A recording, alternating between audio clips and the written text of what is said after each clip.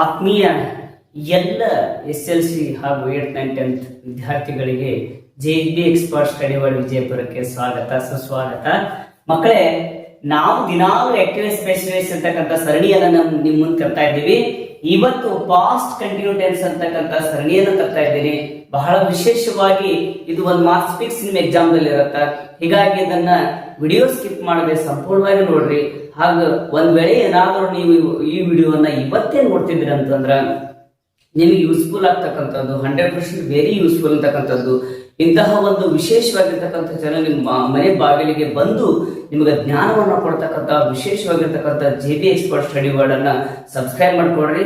ಆಮೇಲೆ ಶೇರ್ ಮಾಡಿ, ಕಮೆಂಟ್ಸ್ ಮಾಡಿ ಅಂತಕ್ಕಂಥ ಮಾತನ್ನ ಹೇಳ್ತಾ ಇವತ್ತು ಕ್ಲಾಸ್ ಅನ್ನ ಶುರು ಮಾಡೋಣ. ಮಕ್ಕಳೇ, ಬಹಳ ವಿಶೇಷ ಏನಂತಂದ್ರೆ ಪಾಸ್ಟ್ ಕಂಟಿನ್ಯೂಸ್ ಟೆನ್ಸ್.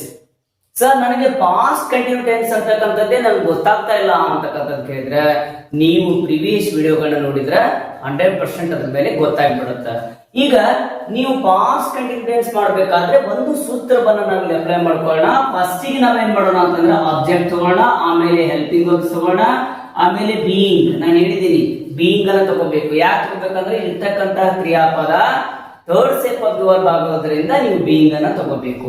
ಆಮೇಲೆ ಇರ್ತಕ್ಕಂಥ ಕ್ರಿಯಾಪದ third shape of the verb by ತಗೊಳ್ರಿ. ಆಮೇಲೆ ಏನಾಗತ್ತ? ಎಸ್ ಆಗತ್ತ. ಸರ್, ಪ್ರೆಸೆಂಟ್ ಕಂಟಿನ್ಯೂ ಟೆನ್ಸ್ ಗೆ ಮತ್ತು ಪಾಸ್ಟ್ ಕಂಟಿನ್ಯೂ ಟೆನ್ಸ್ ಗೆ there is no difference between. ಏನು ಡಿಫರೆನ್ಸ್ ಇಲ್ಲ. ಇದೇ ಸೂತ್ರವನ್ನ ಪ್ರೆಸೆಂಟ್ ಕಂಟಿನ್ಯೂ ಟೆನ್ಸ್ ಅಲ್ಲಿ ಮಾಡ್ಕೊಂತೀವಿ, ಪಾಸ್ಟ್ ಕಂಟಿನ್ಯೂ ಟೆನ್ಸ್ ಅಲ್ಲೂ ಕೂಡ ಇದೇ ಸೂತ್ರವನ್ನ ಮಾಡ್ಕೊಂತೀವಿ. ಹೀಗಾಗಿ ಯಾವುದೇ ರೀತಿಯಲ್ಲಿ ಡಿಫರೆನ್ಸ್ ಗಳು ಇಲ್ಲ.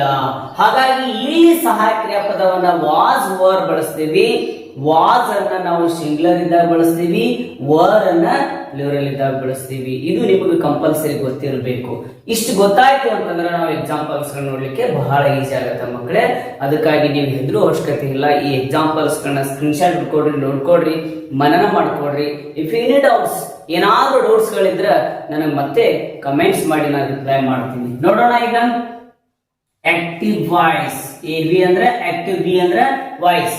ಆಕ್ಟಿವ್ ವಾಯ್ಸ್ ಒಂದು ಎಕ್ಸಾಂಪಲ್ ತಗೋಣ. I was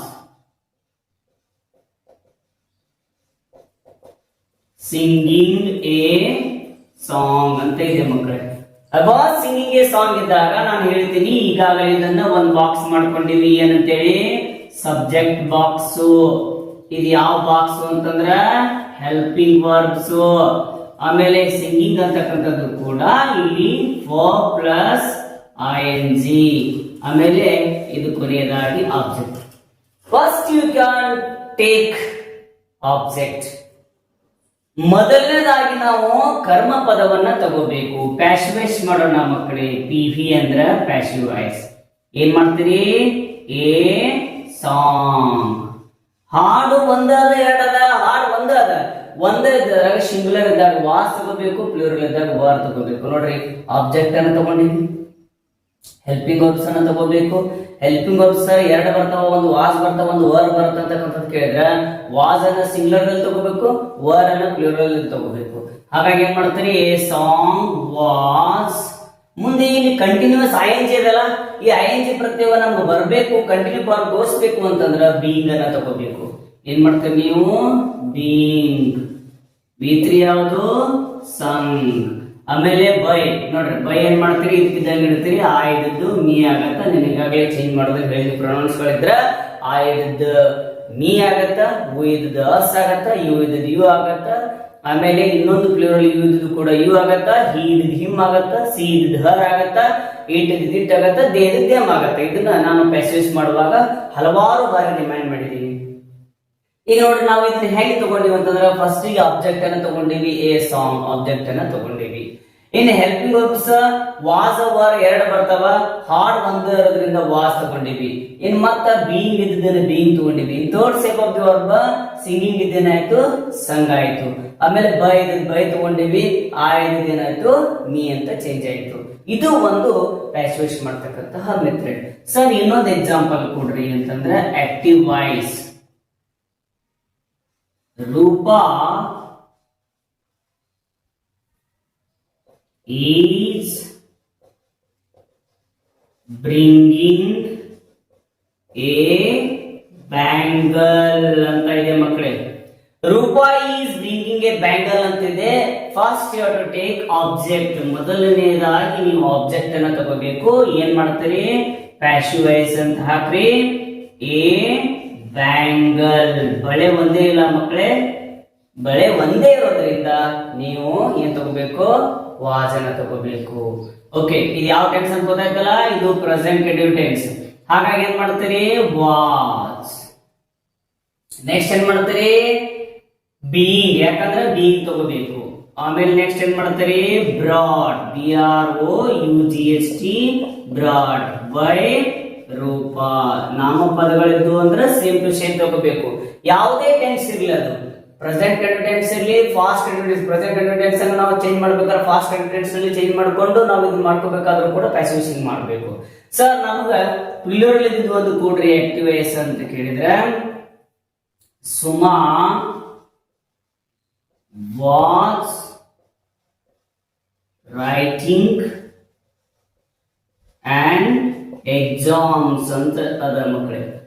Suma was writing and exams.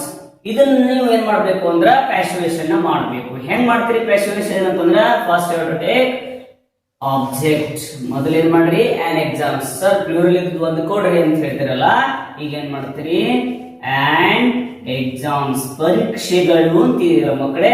ಇದು ಪ್ಲೂರಲ್ ಫಾರ್ಮ್ ಇರೋದ್ರಿಂದ ನೀವೇನ್ ಬಳಸಬೇಕು? ವರ್ ಅನ್ನು ಬಳಸಬೇಕು. ಅವಾಗ ಏನ್ ಮಾಡ್ತೀರಿ? On exams var. ಈ ಕಂಟಿನ್ಯೂ ಫಾರ್ಮ್ ಇದೆಯಲ್ಲ, ಅದ್ರ ಸಂಬಂಧ ಏನ್ ತಗೋಬೇಕು? ಬೀಯಿಂಗ್ ಅನ್ನ ತಗೋಬೇಕು. ಎಲ್ಲಿ ಬೇಕಾದ್ರೂ ಬರಲಿ ಮಕ್ಕಳೇ, ಒಂದನ್ನು ತಿಳ್ಕೊಂಡ್ಬಿಡ್ರಿ. ಈ ಬೀಯಿಂಗ್ ಅನ್ನ ಕಂಟಿನ್ಯೂ ಫಾರ್ಮ್ ನಲ್ಲಿ ಕಂಪಲ್ಸರಿ ತಗೋಬೇಕು. ಮಸ್ಟ್ ಅಂಡ್ ಶುಡ್ ಕಂಪಲ್ಸರಿ ನೀವು ಬೀಯಿಂಗ್ ಫಾರ್ಮ್ ಅನ್ನ ತಗೋಬೇಕು, ಕಂಟಿನ್ಯೂಸ್ ಅಲ್ಲಿ ತಗೋಬೇಕು. ಆಮೇಲೆ ರೈಟಿಂಗ್ ಇದ್ದಿದ್ದು ಏನಾಗತ್ತ? Written by Suma. ನಾಮಪದ ಇದ್ದಾಗ ನಾಮಪದವನ್ನೇ ತಗೋಬೇಕು. ನೀವು ಇಲ್ಲಿ ಯಾವುದೇ ರೀತಿಯ ಚೇಂಜ್ ಅನ್ನ ಮಾಡಬಾರ್ದು. ಪ್ರೆಸೆಂಟ್ ಕಂಟಿನ್ಯೂಸ್ ಇದ್ದಾಗ ಕೂಡ ಹೆಂಗ್ ಮಾಡ್ಬೇಕಂತ ಕಲ್ತೀವಿ, ಸಿಂಗ್ಯುಲರ್ ಇದ್ದಾಗ ಹೆಂಗ್ ಮಾಡ್ಬೇಕಂತ ಕಲ್ತೀವಿ, ಆಮೇಲೆ ಪ್ಲೂರಲ್ ಇದ್ದಾಗ ಕೂಡ ನಾವು ಪ್ಯಾಸಿವೇಷನ್ ಹೆಂಗ್ ಮಾಡ್ಬೇಕು ಅನ್ನೋದನ್ನ ಕಲ್ತೀವಿ. ಇದನ್ನ ತಿಳ್ಕೊಂಡು ಹಲವಾರು ಎಕ್ಸಾಂಪಲ್ಸ್ ನೀವು ಬಿಡಿಸಿದ್ದೇ ಆಗಿದ್ರೆ ಮಕ್ಕಳೇ, ನೀವು ಪರ್ಫೆಕ್ಟ್ ಆಗ್ತೀರಿ. ಎಕ್ಸಾಮ್ನ ಭಯ ನಿಮ್ಮಲ್ಲಿ ಹೋಗುತ್ತೆ. ಏನಾದ್ರೂ ಇತ್ತಂದ್ರೆ ಮತ್ತೆ ಕಮೆಂಟ್ಸ್ ಮಾಡಿ, ನಾನು ರಿಪ್ಲೈ ಮಾಡ್ತೀನಿ. ನಿಮ್ಮ ಸ್ನೇಹಿತರಿಗೂ ಕೂಡ ತಿಳಿಸಿ. ಇದನ್ನ ವಾಟ್ಸಪ್, ಆಮೇಲೆ ಇನ್ಸ್ಟಾಗ್ರಾಮ್, ಫೇಸ್ಬುಕ್ ನಲ್ಲಿ ಕೂಡ ಶೇರ್ ಮಾಡಿ ವಿಡಿಯೋಗಳನ್ನ. ಯಾಕಂತ ಕೇಳಿದ್ರೆ ಇನ್ನಷ್ಟು ಹಳ್ಳಿಗಳಲ್ಲಿ ಒಂದು ನಯಾಪೈಸೆ ಖರ್ಚಿಲ್ಲದೆ ನೋಡ್ತಕ್ಕಂತಹ ಒಂದು ವಿಶೇಷ ಯೂಟ್ಯೂಬ್ ಚಾನಲ್ ಪ್ರಸಾರ ಆಯಿತು ಅಂತಂದ್ರೆ ನಿಜವಾಗ್ಲೂ ಕೂಡ ನಾವು ಪಟ್ಟ ಒಂದು ಪ್ರಯತ್ನಕ್ಕೆ, ಶ್ರಮಕ್ಕೆ ಸಾರ್ಥಕತೆ ಸಿಗತ್ತ ಮಕ್ಕಳೇ. ಬಹಳಷ್ಟು ಖುಷಿಯಿಂದ ಕಲಿತಕ್ಕಂತಹ ಒಂದು ಕ್ಲಾಸ್ ಅಂತಂದ್ರೆ ಸರಳವಾಗಿ, ಸುಲಭವಾಗಿ, ಬಹಳ ಸೂತ್ರದಿಂದ ಒಂದು ವಿಶೇಷ ಈಜಿ ಮೆಥಡ್ನಾಗ ನಾವು ಹೊಂತೀವಿ. ಇಂತಹ ಒಂದು ಆಕ್ಟಿವ್ ಸ್ಪೆಷಲ್ ಸರಣಿಯನ್ನ ಮುಗಿಸಿದ ನಂತರ ನಾವು ಮತ್ತೆ ಏನ್ ಮಾಡ್ತೀವಿ ಅಂದ್ರೆ ಡೈರೆಕ್ಟ್ ಇಂಡೈರೆಕ್ಟ್ ಹೋಗ್ತೀವಿ, ಆಮೇಲೆ ಡಿಗ್ರಿಗೆ ಹೋಗ್ತೀವಿ. ಹಲವಾರು ರೀತಿಯ ಒಂದು ಗ್ರಾಮರ್ಗಳನ್ನ ನಿಮಗೆ ಪರ್ಫೆಕ್ಟ್ ಮಾಡಲಿಕ್ಕೆ ಇರೋದೇ ನಮ್ಮ JB ಎಕ್ಸ್ಪರ್ಟ್ ಸ್ಟಡಿ ವರ್ಲ್ಡ್ ವಿಜಯಪುರದ ಯೂಟ್ಯೂಬ್ ಚಾನಲ್ ಅಂತಕ್ಕಂಥ ಮಾತನ್ನು ಹೇಳ್ತಾ, ದಯವಿಟ್ಟು ಕೂಡ ಇವತ್ತಿನ ಕ್ಲಾಸು ತಾವೆಲ್ಲರೂ ಕೂಡ ಸ್ಕಿಪ್ ಮಾಡಿದ್ರೆ ಪೂರ್ತಿಯಾಗಿ ನೋಡ್ರಿ, ನಿಮ್ಗೆ ಅನುಕೂಲ ಆಗುತ್ತೆ ಅಂತಕ್ಕಂಥ ಮಾತನ್ನು ಹೇಳ್ತಾ, ತಮ್ಮೆಲ್ಲರಿಗೂ ಕೂಡ ದೇವರು ಒಳ್ಳೆಯದನ್ನು ಮಾಡಲಿ ಅಂತಕ್ಕಂಥ ಮಾತನ್ನು ಹೇಳ್ತಾ ನಿಮಗೆಲ್ಲರಿಗೂ ಕೂಡ ಧನ್ಯವಾದಗಳು.